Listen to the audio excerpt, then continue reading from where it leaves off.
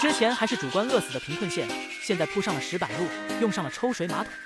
方正一这县令当得太舒服了，你让他入宫当皇上，他都不愿意。在一个宁静偏僻的角落里，李元照将方正一领到了这个安静的地方。太子驱散了所有的太监，显得急切而兴奋。然而，就在太子准备开口询问方正一关于治水的秘密时，方正一却打断了他，提出了一个关于太子脸上伤痕的问题。这个问题早已在方正一心中萦绕，那道伤痕看似是被鞭子抽打所致，让他不禁好奇，究竟是谁敢伤害至高无上的太子？太子的回答充满了愤怒和无奈。原来这伤痕是他的父皇，也就是皇帝亲手所为。昨日，太子去向皇帝问安，不料话音刚落，便被悬吊起来，遭受了一顿毒打，偶然间抽到了脸上。太子自感无辜，至今仍感到疼痛难忍。方正一见状，立即变得无言以对，选择沉默。但随后他机智地转变了话题，夸赞太子脸上的伤痕不仅没有影响其威严，反而增添了几分英勇的气息，仿佛一位经历战场的勇士。这番话使得太子的心情大为好转，甚至开怀大笑，认为方正一是唯一理解他的人。在太子眼中，自己天生就是一位将领，但遗憾的是，皇帝和朝中的老臣却总是贬低他。随后，两人的对话转向了治水的问题。太子充满好奇地询问如何利用天雷治理水患。方正一解释道，所谓的天雷不过是一种人造的工具，与锤子和镰刀无异。对于太子提及的剑仙御剑飞行等传说，方正一则表达了自己作为一个进步青年的观点，认为这些不过是人们的美好愿望而已。他的回答虽然打破了太子关于超自然力量的幻想，但也引发了太子对现实的进一步思考。谈话间，太子提到了想要见识一名素描师的绘画技艺，方正一便提出可以安排画师来让太子学习。在此过程中，太子展示了自己的绘画作品，虽然方正一误将其画作中的翠鸟认作企鹅，但太子并未介意，反而感到自己在绘画方面也有所天分。最后，方正一展现了对太子的深厚友谊，悄悄地递给他厚厚的一叠银票作为礼物。这1万两银子对太子来说是一笔巨款。太子虽然一开始犹豫，但最终被方正一的真诚所打动，欣然接受了这份心意。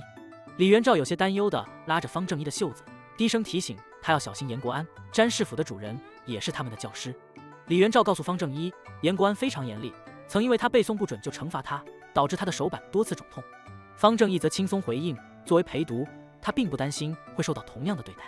然而，当他们打闹着进入詹事府的正殿时，一切都变了。严国安面容严肃，他的眉宇间透露出不容忽视的威严。他对李元照和方正一嬉笑打闹的态度感到不满，严厉指责方正一不应该表现得如此轻浮。方正一却不甘示弱，他用尖锐的话语回击严国安，引发了一场激烈的口舌之战。严国安试图以身份和道德高地来压制方正一，但方正一机智反击，指出严国安对太子的教育方法过于陈旧和僵化。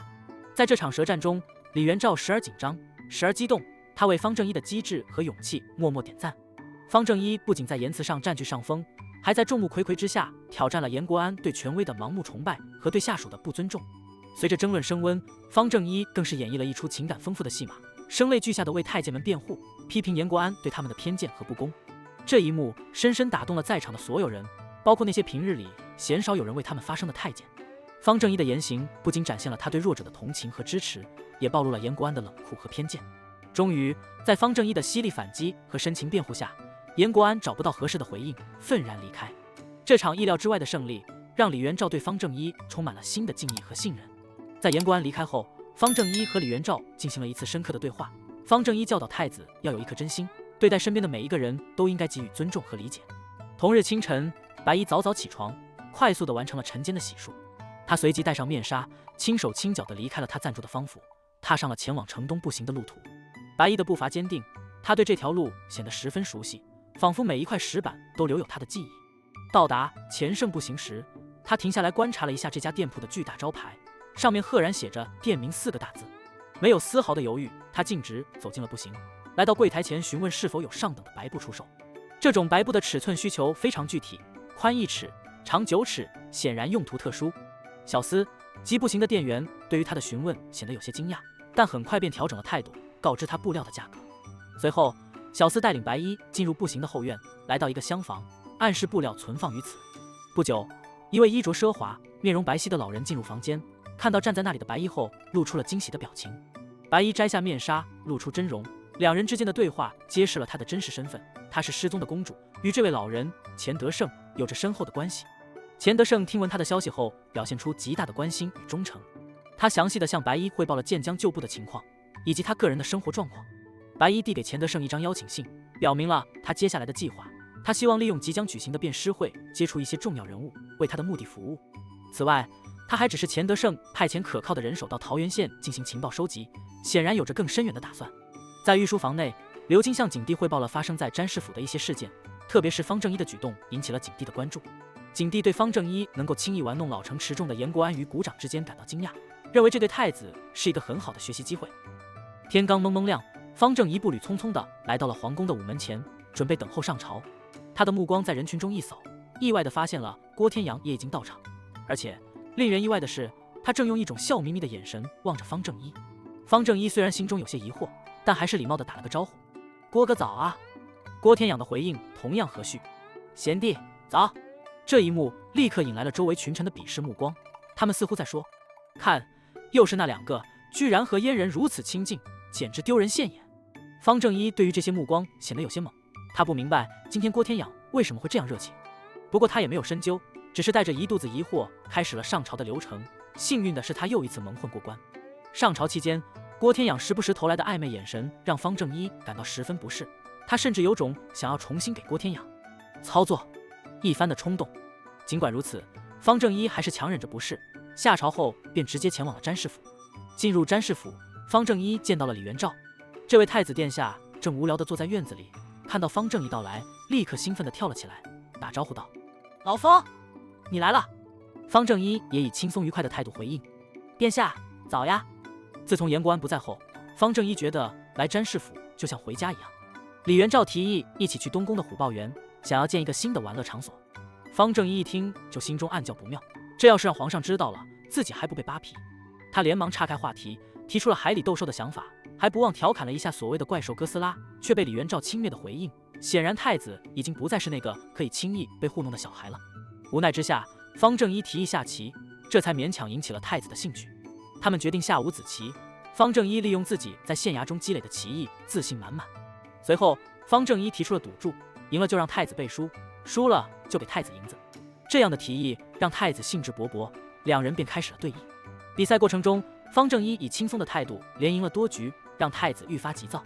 李元照的态度从轻视变为了认真，他努力学习每一局的失误，但依旧是连连败北。方正一看着太子那努力不懈的样子，不由得对他刮目相看。然而，就在两人对弈之际，一阵急促的脚步声和一袭黄衫的身影让方正一心头一紧。皇上来了。为了避免太子被皇上看到正在下棋，方正一决定采取极端的方法，掀翻棋盘，宣称和棋。李元照一时间怒不可遏，认为方正一是在耍赖。方正一则借机给太子上了一堂生动的课，用掀翻棋盘的行为比喻为在绝境中翻盘的勇气。尽管太子不买账，但方正一还是巧妙地化解了尴尬的局面。事后，方正一和李元照的对话被皇上和郭天养听在了耳中。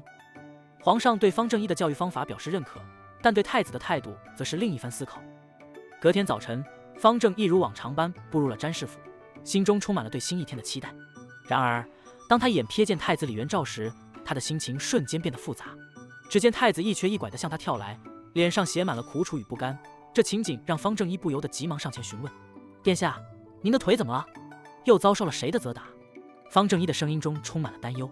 李元照的眼中似乎闪过一丝愤怒与悲伤，声音中带着无奈：“是啊，昨日父皇召见，在我还未弄明白情况的情况下，就遭到了一顿毫无征兆的责打，这怎么能忍受？宫里的生活实在是太让人窒息了。要不我们暂时离开这里，去你家躲避一阵如何？”太子李元照显然已经忍受到了极限，他的话中充满了逃离的渴望。然而，方正一试图用传统的观念来安慰太子，提醒他这是一种父爱的表达方式，尽管这种解释显得有些牵强。李元照显然对这种解释不买账，他甚至开始质疑自己是否真的是皇帝的亲生子。这种疑惑让方正一感到震惊，赶紧劝慰太子不要胡思乱想。太子的话题突然一转，提到了想要参加辩诗会的愿望。这个愿望对于长期生活在宫中的他来说，显得格外珍贵。方正一虽然试图劝解太子以安稳为主，但太子的渴望显然已经难以抑制。太子李元照的坚持让方正一感到了为难，但最终在太子的期盼眼神下，他还是答应了这次冒险的计划。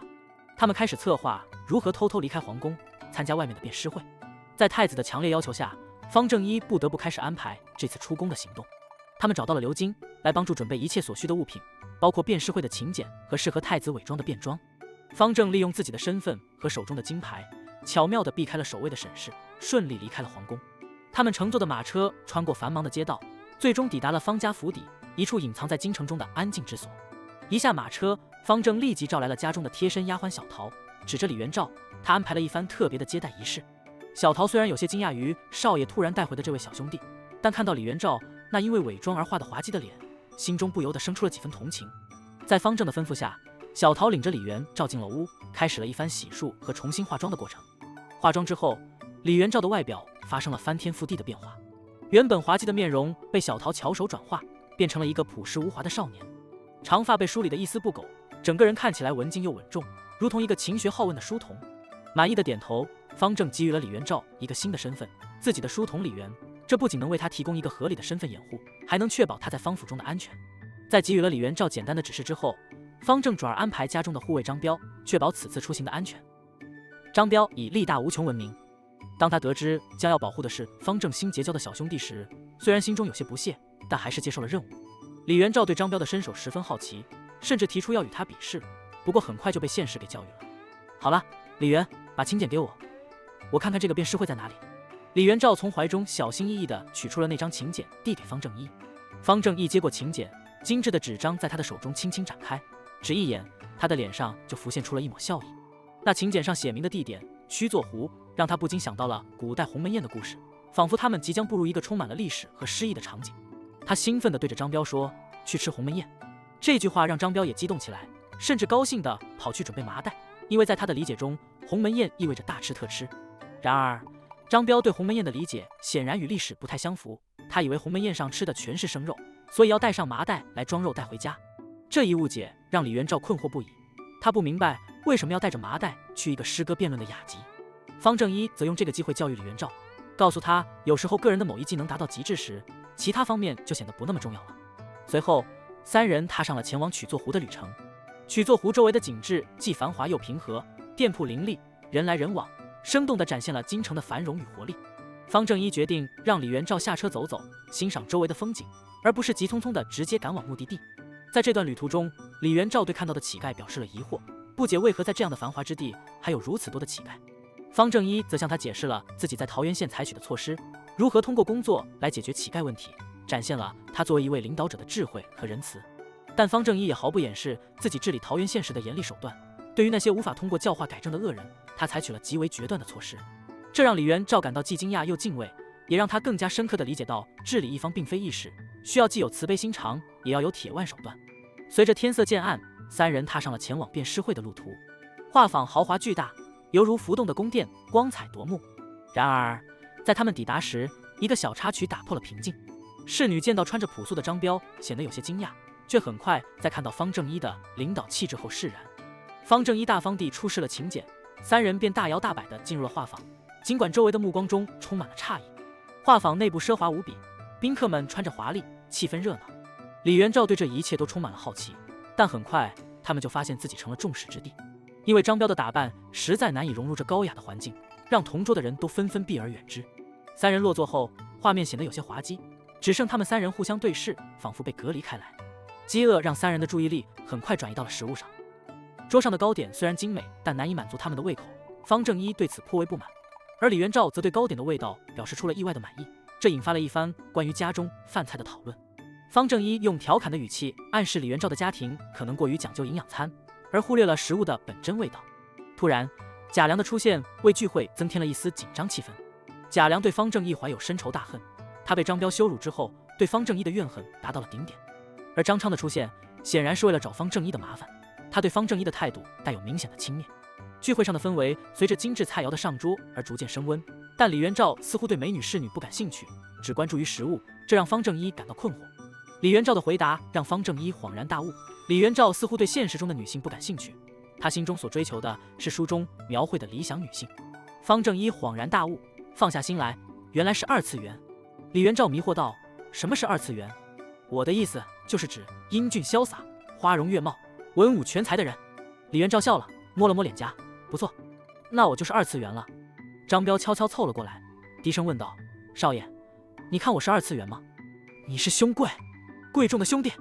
张彪心满意足地坐了回去。当不成二次元，当兄贵也是很好的。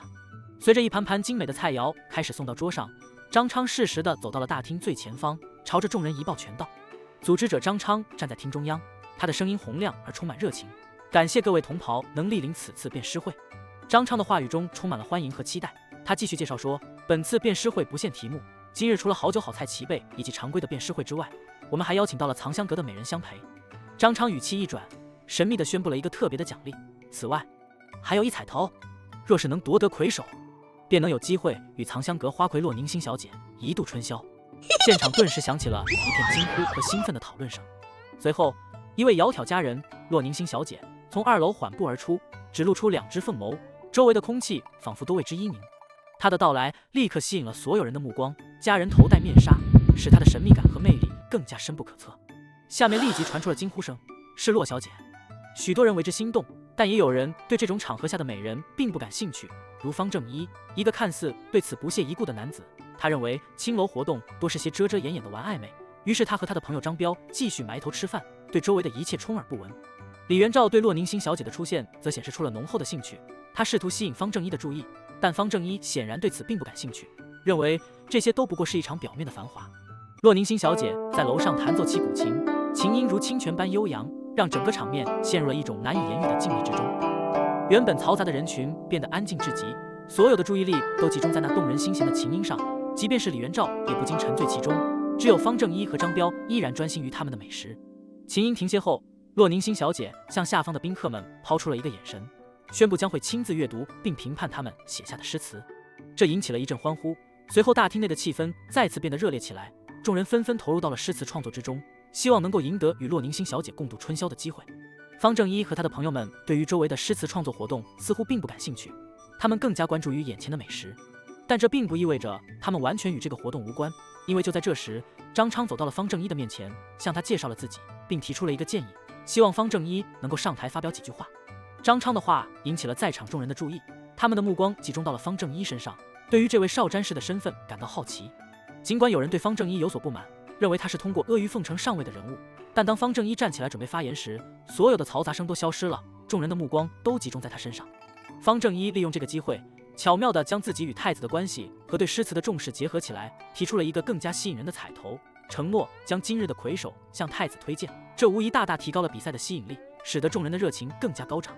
他的话让在场的每一个人都感到兴奋，纷纷投入到了诗词创作中，希望能够一举成名。方正一的发言不仅让他在众人中的形象有所改观，也让整个辩诗会的氛围变得更加热烈。张昌原以为方正一不过是个粗人，然而事实远比他想象的复杂。方正一不仅消弭了众人的敌意，还巧妙地处理了场面，让张昌不得不重新审视这个人。见方正一快步走了回来，张昌立马微笑迎上去，刚要开口说话，便一把就被方正一搂住肩膀，耳边传来方正一充满杀气的声音：“小子，你若是想为贾良找回场子，随时可以跟本官碰一碰，不过今日本官没心情陪你玩。”方正一身边的张彪露出隐藏在衣服下的飞刀，更是令张昌惊恐至极。在方正一的威胁下，张昌不得不低头认错，他的态度从高傲转为卑微，几乎像是一只受惊的鹌鹑。此时方正一转换态度，让张昌明白再次招惹他将没有好果子吃。看着张昌匆忙逃离的背影，方正一心中充满了不屑。在他看来，这些京城的贵公子根本就是纸老虎，稍微吓唬一下就失去了所有的威风。方正一和李元照回到大厅时，诗句辩论会已经热闹非凡。张昌仍旧被之前的恐惧笼罩，无法集中精神参与到诗句的品评中。就在这时，宁宏远出现了，他的到来为张昌带来了一线希望。宁宏远的言语间充满了对方正一行为的不满，同时也提供了对策，让张昌看到了抵抗方正一的可能。宁宏远的分析让张昌意识到，即便方正一手段高超，但在权力的面前仍然有所忌惮。这一认识让张昌心中的恐惧有所缓解，他开始考虑如何利用自己的背景来反击方正一的威胁。张昌面色慌张，突然被一句平静的话语换回了理智：“当真？对，宁兄说的对，是我急昏了头，竟然一时乱了阵脚。”他恍然大悟，精神瞬间恢复了大半。宁宏远微微一笑，提出了一个看似简单却足以让方正一难堪的计划，让他当众作诗。这个提议让张昌犹豫，但宁宏远的决定性和承诺给了他勇气。他们计划在一场诗会上让方正一现场作诗，以此检验他的文采。随后两人找到了正乐呵呵观看其他公子哥争执的方正一。张昌冷淡地介绍宁宏远为他的新朋友。在张昌的坚持下，他请求方正一作诗，以丰富大家的见识。方正一显然不乐意，但在宁宏远和众人的连番怂恿下，他不得不应承。就在方正一准备作诗时，一名名叫张彪的粗人大喊一声，让全场安静下来。这一幕让张昌感到害怕，但宁宏远则是镇定自若，甚至还嘲讽方正一身边的这种粗鄙之人。方正一对此并不感到愉快，他解释自己身边需要这样的人来保护自己。而当方正一真正开始作诗时，所有人都屏住了呼吸，期待着他的才华展现。方正一流畅地写下了几句诗句：寒蝉凄切，对长亭晚，骤雨初歇。东门帐饮，杨柳岸，晓风残月。此去经年，应是良辰好景虚设。在最关键的时刻，方正一停顿了下来，似乎忘记了接下来的内容，场面一度变得尴尬。而张昌和宁宏远也感到了前所未有的紧张，他们开始怀疑方正一是否真的有实力。